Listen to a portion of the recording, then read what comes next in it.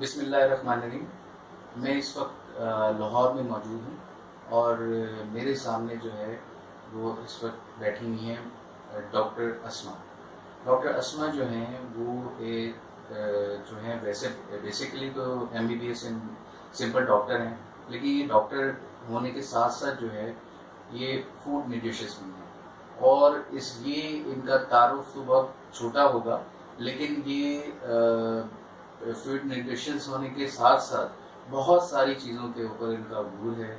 और माशाल्लाह से इस वक्त ये यूट्यूब पे अपना चैनल भी रन करती हैं और लोगों के लिए बहुत ज़बरदस्त काम कर रही हैं। मैं चाहूँगा कि डॉक्टर साहिबा जो है अपने काम के बारे में, अपने बारे में लोगों को बताएं, इसलिए कि इनके चैनल पे सिवाय जो है फूड से रिलेटेड और बीमारियों से रिलेटेड तो चीज़ें मौजूद हैं, लेकिन इनकी अपनी ज़िंदगी के बारे में और इनके काम के बारे में वहाँ पे कोई ऐसी चीज़ें नहीं थी। तो मैंने जो है इंटरव्यू की दरख्वास्त की। तो मैं चाहूँगा कि वो डॉक्टर साहिबा अपने बारे में बताएं हमें कि वो क्या कर रही हैं, उन्होंने कैसे ये काम शुरू किया, उनका क्या मकसद था। तो डॉक्टर साहिबा। हाँ जी, अस्सलाम वालेकुम।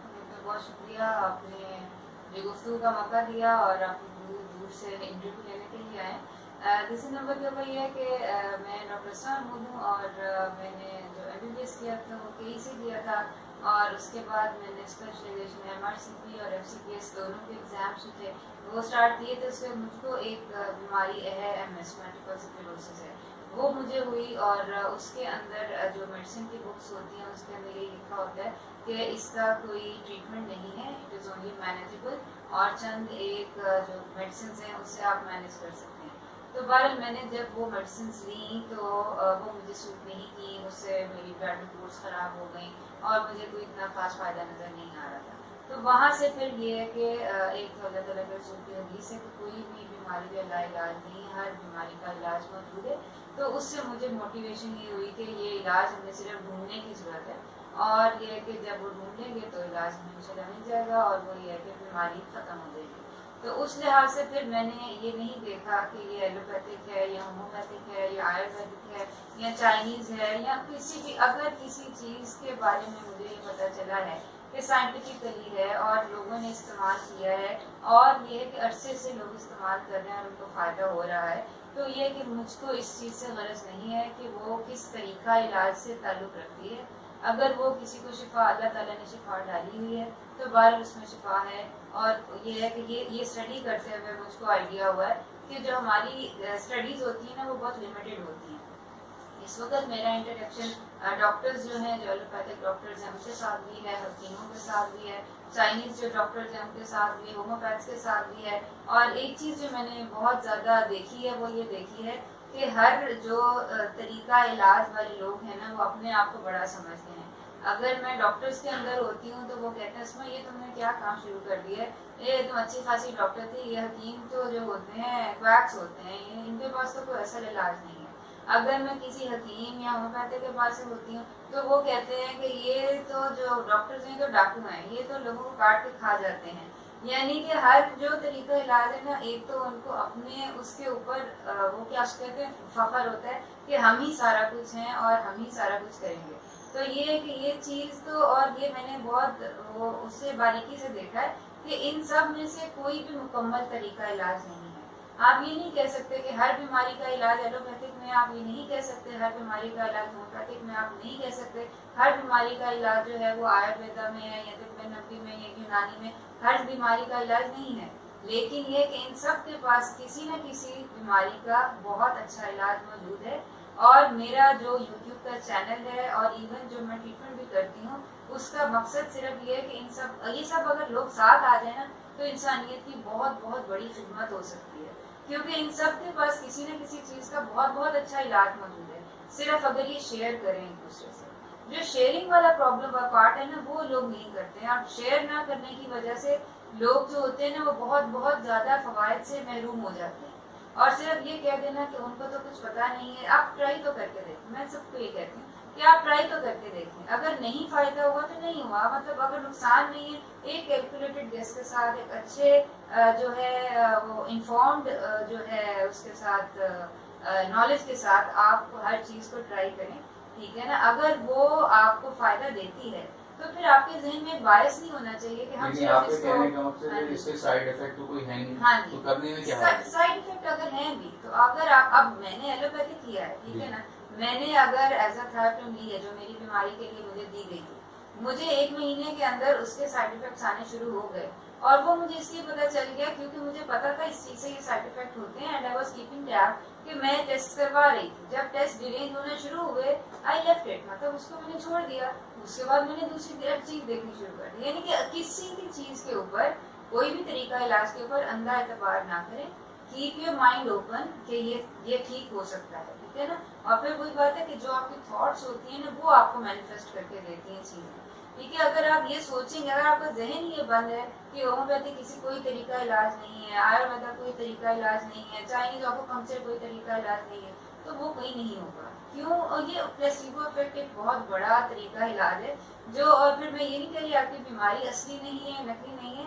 असल में बात वही है कि आपका जो मेंटल सेटअप होता है ना, उसके अंदर ये बहुत ज्यादा जरूरी है कि आपको अपने तबीब के ऊपर और तरीका इलाज के ऊपर सबसे पहले तो यकीन हो कि अल्लाह ताला ने इसमें शिफा डाली हुई है, ठीक है। ओपन माइंड होगा, उसके बाद जो रिजल्ट्स आते हैं ना, उसके ऊपर आप, उसकी बेसिस पे आप कुछ कह सकते हैं। और फिर वही बात है कि अगर आपके पेट दर्द का इलाज नहीं है एलोपैथी के अंदर, तो आप ये तो नहीं कहेंगे ना एलोपैथी का एक बहुत रिफाती तरीका इलाज है, किसी काम का नहीं है, उसको छोड़ दो। अब हम सारे तमाम की तमाम बीमारियां है होम्योपैथिक से, ठीक है। अगर होम्योपैथिक में आपका बिलफर्ज पिंपल्स का इलाज नहीं हुआ, तो फिर आप ये तो नहीं कहेंगे इसमें तो किसी चीज का इलाज नहीं है, मतलब उसको पूरे को नहीं रद्द करें। ये जो जनरलाइजेशन होती है ना, इसमें हम बहुत सारी अच्छी चीजें जो होती हैं उनको मिस कर जाते हैं। तो ये है कि एक तो ये है कि अपना, मैं ये नहीं कह रही कि सब करें इस चीज, सब लोग जो हैं वो सारे तरीका इलाज ही पढ़ लें तो बहुत अच्छी बात है, क्योंकि इन सब के अंदर किसी न किसी चीज का बहुत अच्छा फायदा है। और ये है कि उस चीज को फोकस करें कि जो आपको फायदे की चीज मिल रही है और उसको अप्लाई करें। और ये नहीं है कि ये हवाई है, कलवंजी के ऊपर है बहुत सारी रिसर्च हुई है, अगर आप बंदा ढूंढे, हनी के ऊपर बहुत रिसर्च हुई है अगर बंदा ढूंढे, इन किस्तुल बहरी है, किस्ते शीरी है, ये आपका एलोवेरा, इन सब के ऊपर बहुत रिसर्च हुई है और ये डॉक्यूमेंटेड। और रिसर्च सिर्फ आपकी चाइनीज या कोई ऐसे जर्नल्स नहीं है जिनको आप समझते हैं कि इनका तो कोई फायदा नहीं है, अच्छे मेडिकल जर्नल्स। सारी जो रिसर्च है वो किसी मतलब हकीम वगैरह ने नहीं, साइंटिस्ट क्या, ये मैंने अपना जो फेसबुक ग्रुप है हमारा हीलिंग रेमेडीज, उसके अंदर मैंने शेयर किया, FDA ने अप्रूव किया है ब्लैक सीड ऑयल, कलवंजी का तेल जो है, for treatment of cancer and chemotherapy, ठीक है। ये मेरा मतलब है FDA से ज्यादा इस वक्त जो खुदा समझा जाता है मेडिसिन की दुनिया के अंदर, वो FDA समझा जाता है। और FDA वालों ने अगर अप्रूव कर दिया तो फिर मेरा मतलब अब तो मेरे ख्याल से किसी मुसलमान को भी ये शक नहीं होना चाहिए कि कलवंजी का, और ये बहुत बड़ा अलमिया है। जब हमने हदीस में पढ़ा कि कलवंजी जो है वो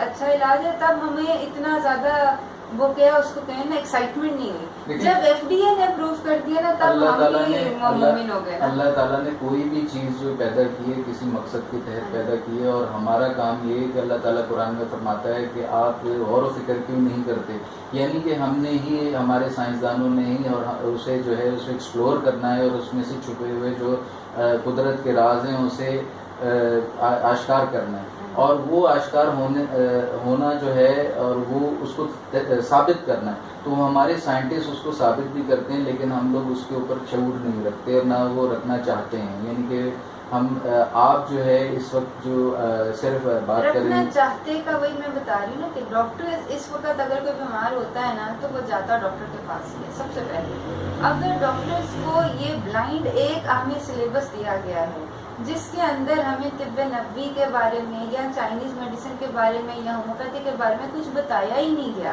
इनफैक्ट अगर बताया गया तो ये बताया गया कि होम्योपैथिक वैक्स होते हैं, हकीम ये होते हैं, वो होते हैं, ठीक है ना। तो आप तो बेसिकली ब्लाइंड फोल्डेड है, वो जैसे वो घोड़ा होता है ना, घोड़ा गाड़ी के या टांगे के सामने, उसके सामने ब्लाइंड होते हैं कि बस वो देखे एक ही तरफ।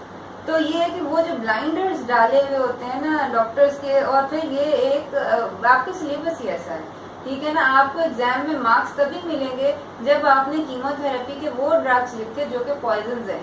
मुझे नहीं लगता कि अगर हमने इस वक्त भी अगर कोई अपने कीमोथेरेपी के ऑप्शंस के अंदर ब्लैक सीड ऑयल लिखेगा तो उसका नंबर, हालांकि FDA अप्रूव्ड है, ठीक है ना, FDA अप्रूव्ड होने के बाद भी हमारे जो सिलेबस है उसके अंदर हमें मार्क्स नहीं मिलने वाले ब्लैक सीड ऑयल लिखने की वजह से। और इनफैक्ट अगर मैं पहले म्यू हॉस्पिटल में थी और इनफैक्ट वहाँ पे आउटडोर के अंदर बहुत जमे गफीर रश लगा हुआ होता था, और उस रश के अंदर भी सही जो बात है कि जो आपके पास 3, 4, 10 दवाइयाँ थी जो कि मुझे पता था मैंने ये लिखनी है, वो मैं लिखती थी, ठीक है। अब जितनी, और फिर वही बात है, इस रश के अंदर किसी को क्या सूट करता है क्या नहीं, ये बेसिकली जो मैं बात कर रही हूँ ना, ये आजकल अमेरिका में भी आ रहा है, which is called functional medicine. Functional medicine के अंदर ये होता है कि आपका medicine is tailored to your individual needs, ठीक है ना। उसके अंदर आपकी जो नींद है, स्लीप है, वो काउंट करती है, आपका लाइफस्टाइल है वो काउंट करता है, आप स्ट्रेस कब कब आपने लिया, आपकी डिजीज किस स्ट्रेस के बाद मैनिफेस्ट हुई, ठीक है ना। और फिर ट्रीटमेंट के अंदर सिर्फ एक केमिकल पिल नहीं होती या एक टीका या एक ड्रिप नहीं होती, आपकी ट्रीटमेंट के अंदर ये सब चीजें जिनसे बीमारी बनी है, आपका ना सोना, आपका स्ट्रेस लेना, आपका जंक फूड खाना, ठीक है ना, आपका लोगों को माफ ना कर पाना, ठीक है ना, ये सारी वो चीजें हैं कि जिसकी वजह से बीमारी एंड में आके मैनिफेस्ट होती है। और फिर वही बात है कि एक जमाना था जब लोग जेनेटिक्स के ऊपर, अभी भी लोगों का, मुझे लोग कहते हैं जी डॉक्टर साहब ये शुगर तो हमारी ना फैमिली के अंदर है, तो चूंकि हमारी फैमिली के अंदर है इसलिए हमें तो होनी है। अच्छा, इसके अंदर आज से 10 साल पहले तक तो मेरी अप्रोच थी, भाई अगर है तो अगर आपकी फैमिली के अंदर शुगर है तो ये बहुत, यही आपके लिए तो पेपर आउट है ना, आपको तो पता है आपके लिए क्या बीमारी होनी है, आप पहले से उसकी एहतियात करें, इससे बात कदम कर दें, जिसकी वजह से ये कीटोजेनिक डाइट और लो कार्ब डाइट जो है ये मैंने लोगों को बतानी शुरू की कि जब आपको पता है आपकी फैमिली में एक डिजीज है तो फिर आपने क्यों इंतजार करना है। अल्लाह माफ करे, जैसे आपके वालिद के डायलिसिस से किडनी फेल हुई, जैसे आपके ताया की टांग काटी गई शुगर की वजह से, जैसे मतलब ये, और फिर आपकी खाला की बिनाई चली गई इस शुगर की वजह से, आपने क्या इस चीज का वेट करना है ये ट्रीटमेंट लेने के लिए।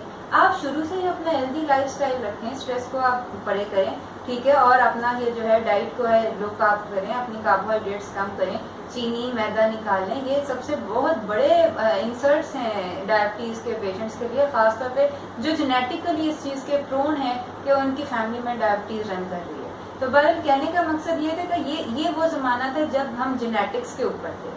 इस वक्त ये ब्रूस लिप्टन को आप सुने, इस वक्त आप ये जो बड़े जो हैं इस फील्ड में करने वाले काम, वो एपीजेनेटिक्स के ऊपर काम कर रहे हैं। एपीजेनेटिक्स का मतलब है, एपी का मतलब ओवर, अबव द जीन्स।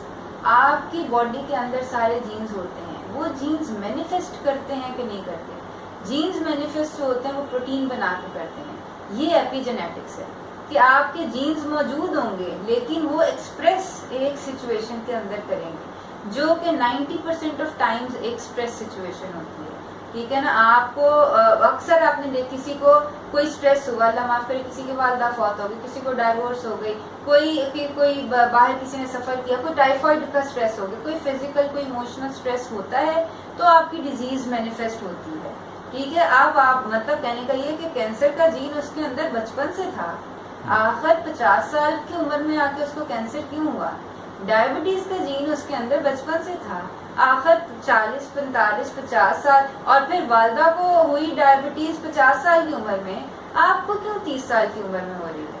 यानी कि ये सारे रूल्स है ना कि अगर जीन्स ही सारा आपने सारा वो जो भार डालना है उस जीन्स पे डालना है, तो जीन्स तो मौजूद हैं और मौजूद रहेंगे। और फिर ये कि एक ही माँ बाप की औलाद होती है, सबके अंदर जीन्स होते हैं, लेकिन एक को ब्रेस्ट कैंसर होता है, दूसरी को नहीं होता, हालांकि वालदा को था। बेसिकली जीन्स को मैनिफेस्ट करने वाली जो चीज़ है वो एपीजेनेटिक्स है, और एपीजेनेटिक्स एक बहुत बड़ी स्टडी है और बहुत ज़्यादा फायदेमंद स्टडी इसलिए है कि आप you can modify your genes, you are not the slave of your genes. आपकी जीन्स के मातहत नहीं है कि आपने वही करना है जो आपके जीन्स में है, आप कंट्रोल कर सकते हैं कि आपके जीन्स कब मैनिफेस्ट करेंगे कब नहीं करेंगे, जिसका सबसे बुनियादी मकसद ये है कि आपका रिएक्शन कैसे होता है, ठीक है ना, कि आपका रिएक्शन स्ट्रेस के साथ क्या है। आया आप आराम से स्ट्रेस फेस कर सकते हैं, या ये कि आप स्ट्रेस लेते हैं, या अगर आपका जैसे डिजीज है, डिजीज को जब तक आप ये आपके जहन में होगा कि ये तो ठीक हो जाने वाली है, वो ठीक हो जाएगी।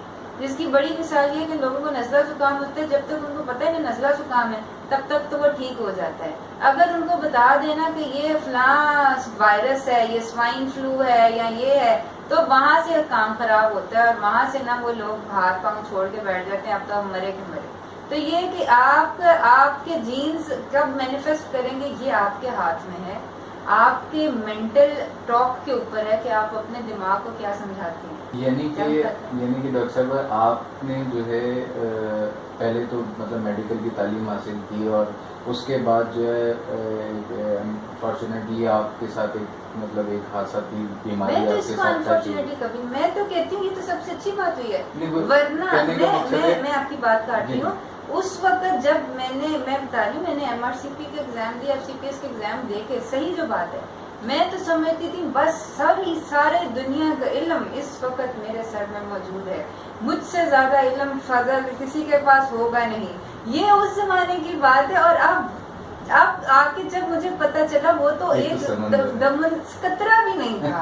उसके बाद यानी ये एक तो पूरी दुनियाएं हैं, होम्योपैथी है, एलोपैथी, नेचुरोपैथी, हमारे रसूल की सुन्नत है, और ये जेनेटिक्स है, एपिजेनेटिक्स है, माइंड आपको अपने माइंड को कैसे कंट्रोल करना है, ये एक फील्ड जो है ना, ये PhD की थीसिस के क्या, ये तो इसके ऊपर करोड़ों किताबें एक चीज के ऊपर लिखी जा सकती है। और इस वक्त आके अब मुझे लोग कहते हैं आप बहुत आपको बहुत सारी चीजों का पता है, और मैं दिन में सोच रही थी मुझे कुछ भी नहीं पता है, कुछ भी नहीं पता है। ठीक है, हाँ जी। उसके बाद से जो है आपके जो है जाहिर सी बात है दरीचे खुलते चले गए और आपने पढ़ना और रिसर्च करना शुरू कर दिया।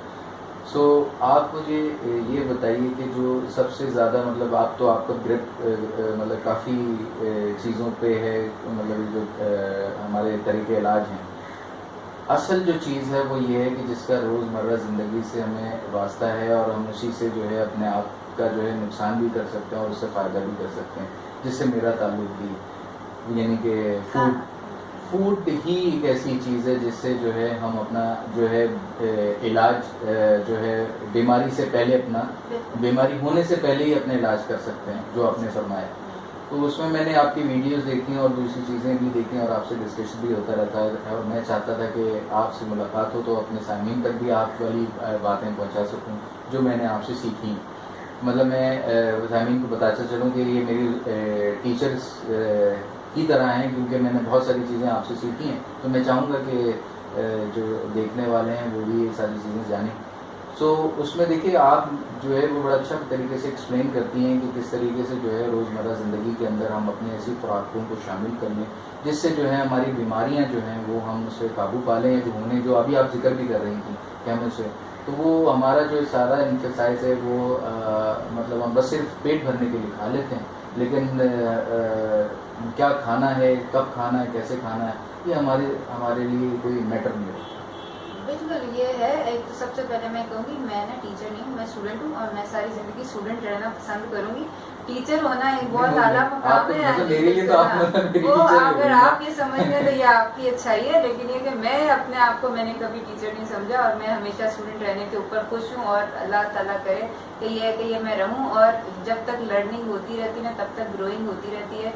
किसी भी पॉइंट के ऊपर आके जब आपको लगता है ना बस अब हमने बहुत पढ़ लिया, वहाँ पे आपका जो है ना डाउनफॉल स्टार्ट होता है। तो बाकी बात जाएगी खाने की। खाना जो है वो जाहिर सी बात है अल्लाह ताला का रिस्क है, और ये उन चंद मुकद्दस कामों में से है कि जो अल्लाह ताला के रसूल ने हमें बताया है कि आपने खाने से पहले बिस्मिल्लाह पढ़नी है, अल्लाह का नाम लेके आपने खाना शुरू करना है। खाने का पाक होना बहुत ज़रूरी है, खाने का हलाल होना बहुत ज़रूरी है, खाने का तैयब होना बहुत ज़रूरी है।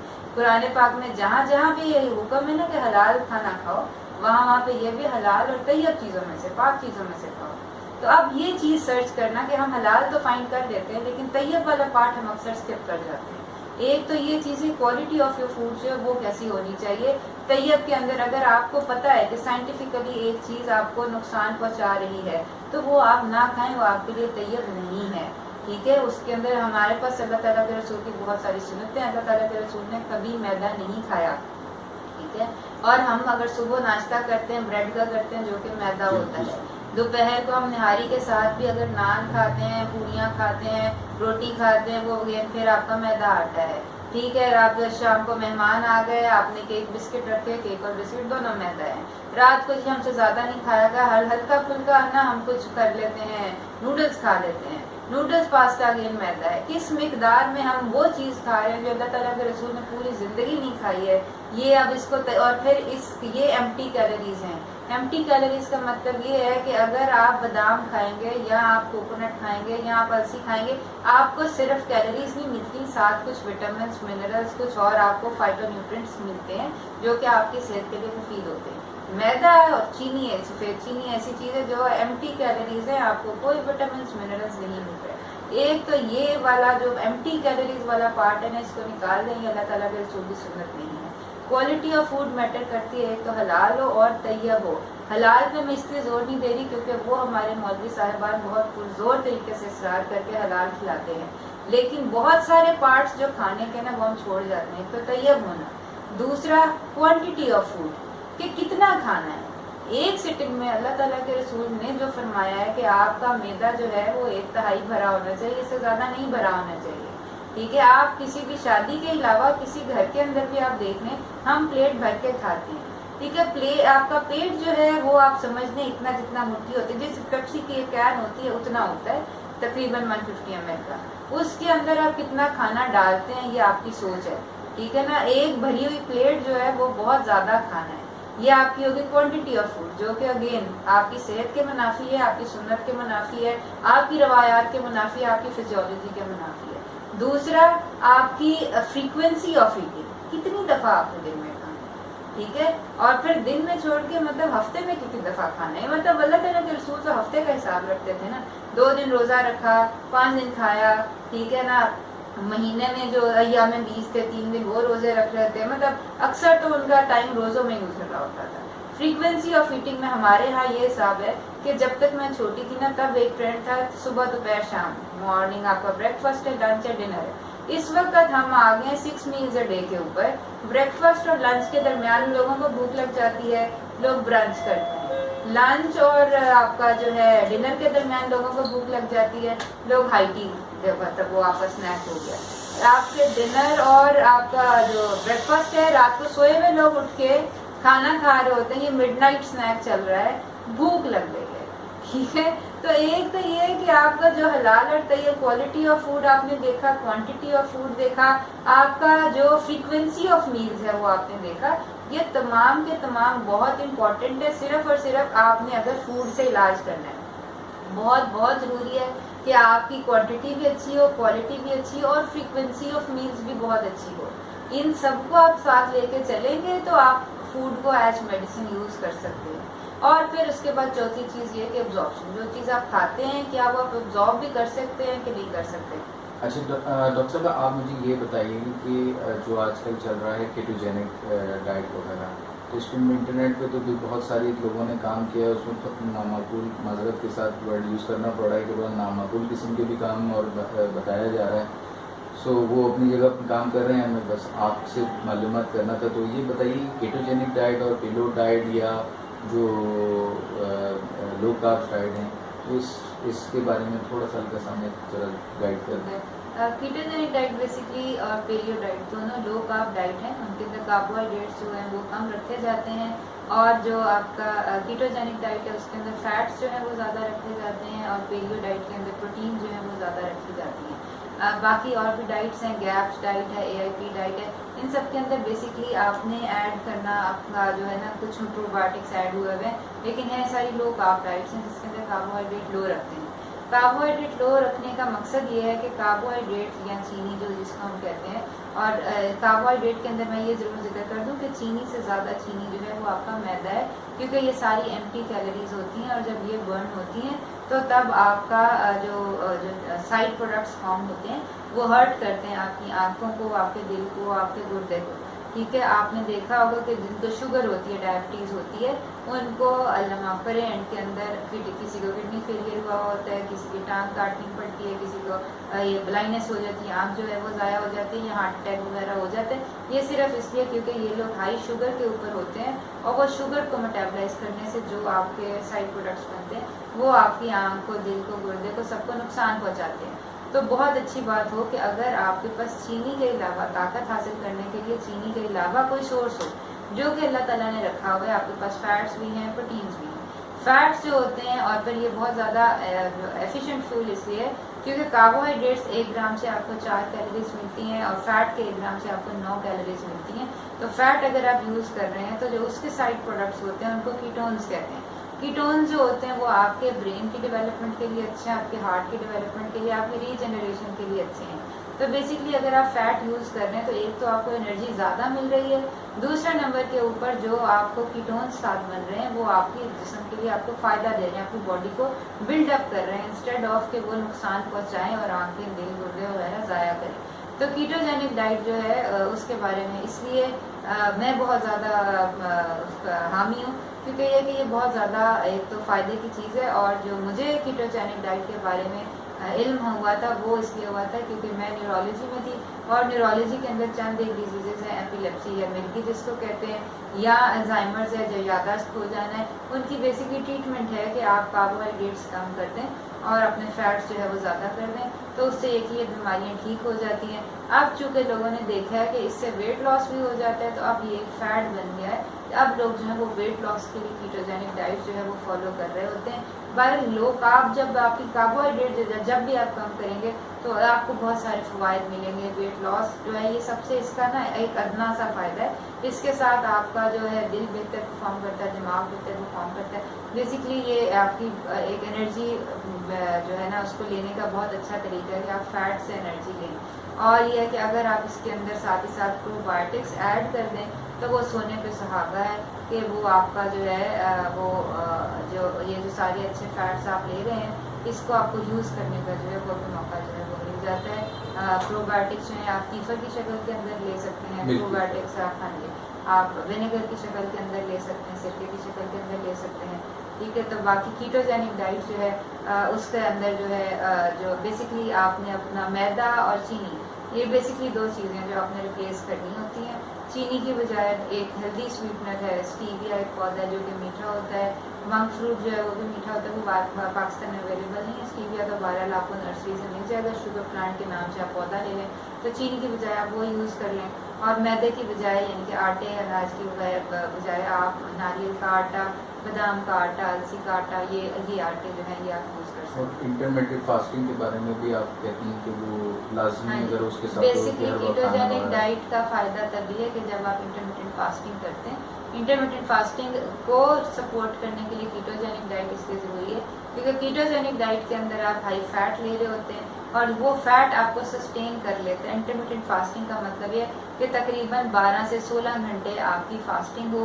इस सारे अरसे के अंदर जो आपकी बॉडी है वो एनर्जी के लिए कार्बोहाइड्रेट्स अगर यूज़ कर रही होगी तब तो आपके 2 घंटे निकलेंगे।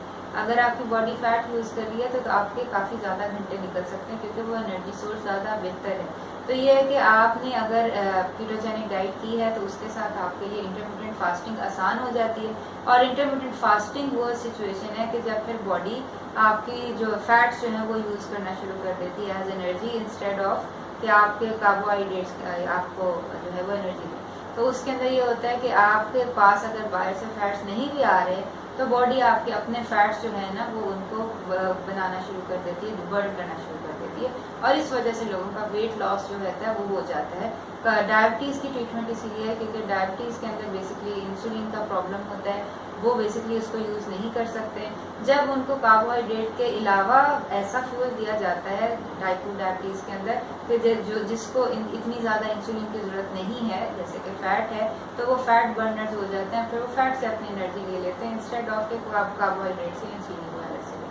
तो ये है कि कीटोजेनिक डाइट के अंदर बहुत फ़ायदे की चीज़ है कि आप साथ बेसिकली फ़ायदा कीटोजेनिक डाइट का तभी है कि जब आप साथ इंटरमिटेंट फास्टिंग वैसे भाई ये बताती चली कि जो हमारे यहाँ एक नई इस्लाह शुरू हुई है सुपर फूड के हवाले से, तो पाकिस्तान में मुख्तलिफ आप एक ट्रेडिशनली जो हम खाते चले आए थे खाने वगैरह, तो अब उनकी उसकी जगह जो है हमारी जो साइंटिस्ट हैं वो कुछ क्रॉप्स का इजाफा हुआ है, जिसमें किनुआ है, मोरिंगा है, बकफीड है और अमरथन, चिया।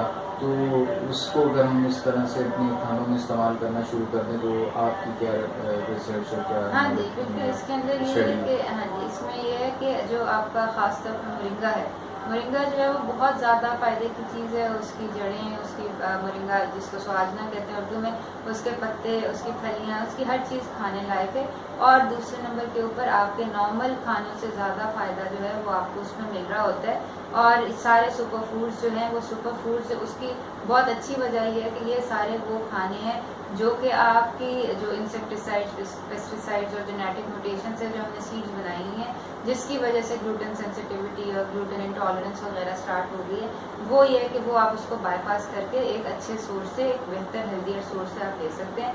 जैसे कि मोरिंगा है, मोरिंगा के अंदर आपका एक जो होता है, जो मोरिंगा के जो लीव्स हैं, पत्ते हैं, उसके अंदर आपके पास जो पालक है उससे 8 गुना ज़्यादा आयरन होता है, गाजर से 10 गुना ज़्यादा विटामिन ए होता है। यानी कि आप थोड़ी मिकदार उसमें तो वो पूरा का पूरा मील के बराबर जो है एक सिर्फ एक स्पून में ही पूरे का पूरा मील के बराबर जो है न्यूट्रिशन और वो सारी चीज़ें मौजूद हैं। तो इसी तरीके से अगर हम इनको अपने खानों के अंदर शामिल करेंगे तो वो ऑलरेडी जो है हमें मेडिसिन और हमें डॉक्टर्स की ज़रूरत ज़रा कम ही पड़ेगी। बिल्कुल बिल्कुल, और वो वही इन्फॉर्म उसके अंदर आप तरीके से ऐड करें और बहुत अच्छा है। और ख़ास तौर पे वो पेशेंट्स मेरे जो कि हॉस्टलाइट्स हैं या सफ़र की वजह से ये ज़्यादा सब्जियां वगैरह नहीं खा सकते, उनको तो मैं कहती हूँ बेशक आप पानी में डाल के आप पी लें। ये चिया सीड्स हैं, मोरिंगा है, स्पाइरुलिना है, जिनको बालोबा, ये बहुत बहुत शुक्रिया डॉक्टर साहब आपके टाइम देने का। आपने बहुत अच्छी और इंफॉर्मेटिव आपकी तरफ से हमें मालूमात मिली और ये सिलसिला हम जारी रखेंगे कि आपसे जो है मुख्तलिफ मौज़ूआत पे जो है हमें इंफॉर्मेशन और गाइडलाइन मिलती रहे। डॉक्टर साहब आपका बहुत बहुत शुक्रिया। बहुत शुक्रिया, आपने मुझे मौका दिया इस चीज़ों के ऊपर बोलने का। ये कि बहुत हसास मौजू है और इसके बारे में बहुत कम लोग बात करते हैं, तो ये कि अल्लाह ताला बरकत दे आपके भी टाइम में, और ये कि हम सबको अपनी जो हलाल और तैयब चीज़ें उनसे फ़ायदा उठाने का मौका दे। और यह है कि इन तमाम की वीडियोस वगैरह जो हैं वो मेरे यूट्यूब चैनल के ऊपर मौजूद हैं, अगर कोई देखना चाहता है तो ज़रूर देखें और अपने जो कमेंट्स हैं वो हमें ज़रूर बताएं कि उनको कैसा लगा सिरका बनाना, और ये आपकी डाइट जो है अगर आपने चेंज की है उससे आपको क्या फ़वाइद हुए हैं। तो ये है कि बाकी आपका बहुत बहुत शुक्रिया कि आपने जो मौका दिया इस चीज़ के बारे में। बहुत बहुत शुक्रिया। अच्छा।